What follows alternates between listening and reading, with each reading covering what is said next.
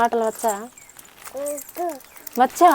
మీ ఆయన గారు ఎలా చనిపోయారమ్మా? ఫస్ట్ అలా గ్యాస్ట్రిక్ అనేసి అన్నారు. హాస్పిటల్కి వచ్చి తెలిసి అలా మామూలుగా ఉండేది. వారం రోజులు ఉంటే మళ్ళీ హాస్పిటల్కి వెళ్ళాము. వైజాగ్లో పంపించారు. పంపిస్తేమో కడుపు కేజీహెచ్లోనా? పంపిస్తే కడుపు పోయి అక్కడ నుంచి వాటర్ తీసారు. బాటిల్స్ అయ్యాయి. 2 లీటర్లు తీసారా?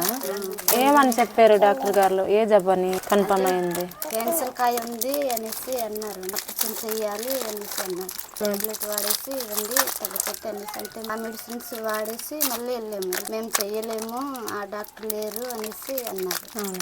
అక్కడ నుంచి ఇంకో హాస్పిటల్కి నైట్ 4 హాస్పిటల్ తిప్పారు. తిరగలేము అనేసి మళ్ళీ ఫస్ట్ హాస్పిటల్కి వెళ్ళిన హాస్పిటల్కి మళ్ళీ పంపించారు. హాస్పిటల్లో తీసుకెళ్ళి వచ్చిన తర్వాత చనిపోయారా లేకపోతే హాస్పిటల్లోనే? ఒక 1 మంత్ ఉంది. ఇలా జబ్బు వచ్చి ఎన్ని సంవత్సరాలు అయింది?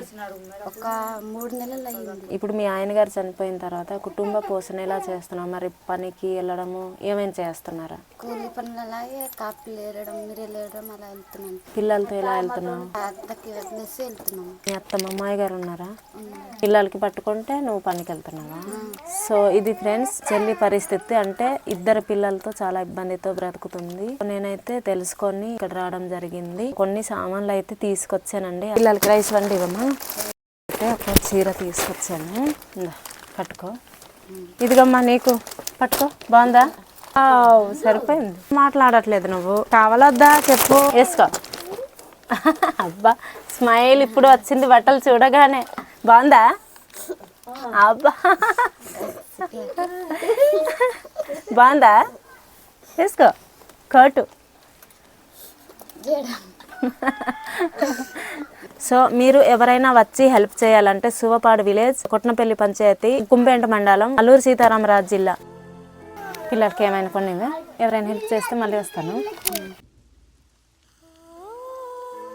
హాయ్ హలో ఫ్రెండ్స్, అందరు ఎలా ఉన్నారు? బాగున్నారా? ఈ రోజు అయితే దుబాయ్ నుండి మంజులా గారు అయితే సంజీవ్ కుమార్ గారు పుట్టినరోజు సందర్భంగా ఇవన్నీ అయితే పంపించారండి. హ్యాపీ బర్త్డే సంజీవ్ కుమార్ గారు. ఇలాంటి పుట్టినరోజులు మరో ఎన్నో జరుపుకోవాలని, అలాగే మీకు మీ కుటుంబానికి ఎప్పుడు దేవుడి దీవెనలు ఉండాలని మా మనస్ఫూర్తిగా కోరుచున్నాం. సో మంజులా గారు మీరైతే చాలా మంచి హెల్ప్ చేశారండి. ఇబ్బందిలో ఉన్న కుటుంబానికి అయితే హెల్ప్ చేయడం జరిగింది. భర్త చనిపోయి 6 నెలలు అవుతుందంట. పిల్లలు అయితే వాళ్ళ డాడీకి వెతుక్కుంటూ ఏడుస్తున్నారంట.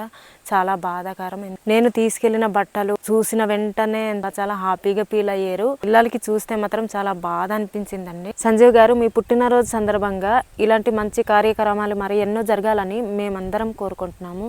Happy birthday. Happy birthday sir. Wish you happy birthday sir. Wish you happy birthday sir. Wish you happy birthday sir. Wish you happy birthday sir. Wish you happy birthday sir. Wish you happy birthday sir. Wish you happy birthday sir.